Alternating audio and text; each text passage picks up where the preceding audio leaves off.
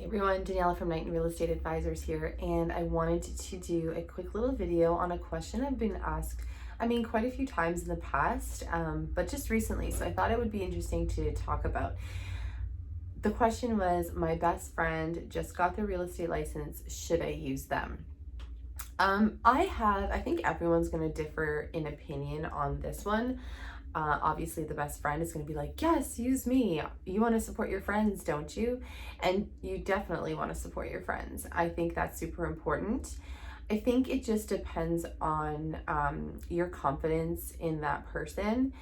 If you believe that they're going to be resourceful enough to get sort of the advice and the information that they need in order to do their very first transaction, I think it would be okay. However, there is an element to the business, and this is why it's really important to work with a mentor, or if you're not on a team, to have a brokerage that you have a great relationship with, because you don't know what you don't know, essentially. So obviously in that space anything can happen, and hopefully nothing happens, but of course things can happen. And I mean, even with the most knowledge in the world, things still happen. So you just want to be aware of that. Secondly, you want to have a really good and confident relationship. You want to make sure that you're confident in your relationship as a friend. I do really warn against these things sometimes.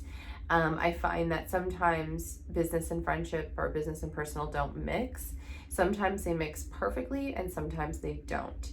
So you know the situation best, you know the person best, you know your friend best, you know the relationship best. So make sure that it is something that you think you could work through, because there are going to be times during the experience and the transaction where friend has to take friend hat off and put realtor hat on, and sometimes those conversations are not super warm and fuzzy, and sometimes those conversations suck. And if you can't have those in an open and honest space with that person in a way that it doesn't affect your friendship, that is a really significant piece here. So we just want to be aware of that. Just be open. I think when working with friends, if that friend is like, listen, I'm gonna have to have a difficult conversation with you, this is the feedback we're getting on the house, this is the price point people are saying that it's worth, in the deal, they want this, they want that, there's all these different things. And sometimes these transactions can get a little bit, I wouldn't say heated, but there are usually a lot of elements that you have to work out. So if that's not something that you can confidently do with that person, I would just, say, I really value our friendship more than I value a business transaction, and I'm going to decide to work with somebody else. Not because I don't think you're amazing and that you can be amazing and all of these things. I just don't want to do anything that would affect our friendship, because that's the most important thing to me.